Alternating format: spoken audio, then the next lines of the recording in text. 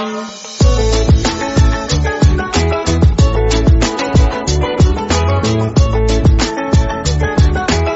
The lord. ప్రభువైన యేసుక్రీస్తు వారు ఈరోజు మనకు అందిస్తున్నటువంటి వాగ్దానం సామెతల గ్రంథం 28వ అధ్యాయం 21వ వచనం.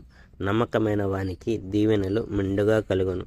ఒక మనిషి మరో మనిషిని చంపి నేరస్తుడైతే ఆ మనిషికి ఎన్నటికీ శాంతి ఉండదు. ఆ మనిషిని బలపరచవద్దు.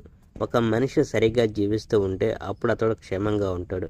కానీ ఒక మనిషి దుర్మార్గుడైతే అతడు తన అధికారాన్ని పోగొట్టుకుంటాడు. కష్టపడి పనిచేసేవాడికి తినేందుకు సమృద్ధిగా ఉంటుంది. కానీ కలలకంటూ తన సమయాన్ని వృధా చేసే మనిషి ఎల్లప్పుడూ పేదవానిగా ఉంటాడు. దేవుని వెంబడించే మనిషిని ఆయన ఆశీర్వదిస్తాడు. అయితే కేవలం ధనికుడు కావాలని మాత్రమే ప్రయత్నించే మనిషి శిక్షింపబడతాడు. ఒక న్యాయమూర్తి న్యాయంగా ఉండాలి. కేవలం ఒక వ్యక్తి తనకు తెలిసిన వాడనంత మాత్రాన అతడు వారిని బలపరచకూడదు. అయితే కొందరు న్యాయమూర్తులు కొద్దిపాటి డబ్బు చెల్లింపునకే వారి నిర్ణయాలు మార్చివేస్తారు.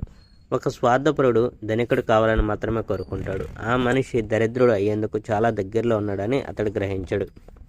ఒక వ్యక్తి తప్పు చేస్తున్నాడని అతనితో చెప్పడం ద్వారా నీవు సహాయం చేస్తే తర్వాత అతడు నిన్ను గురించి సంతోషిస్తాడు. ఎల్లప్పుడూ పొగిడే మనుషుల కంటే అది చాలా మంచిది. కొందరు మనుషులు వారి తల్లిదండ్రుల దగ్గర దొంగతనం చేస్తారు.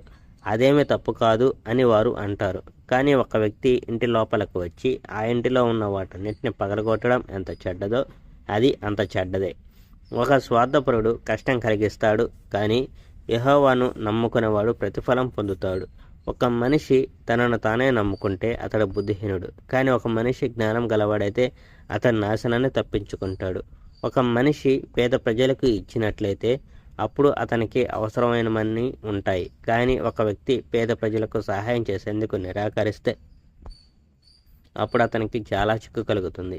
ఒక దుర్మార్గుడు పాలించేందుకు ఎన్నుకోబడితే అప్పుడు ప్రజలంతా దక్కుంటారు. కానీ ఆ దుర్మార్గుడు ఓడింపబడితే అప్పుడు మరలా మంచివారి పాలన చేస్తారు. Praise the Lord. May God bless our India.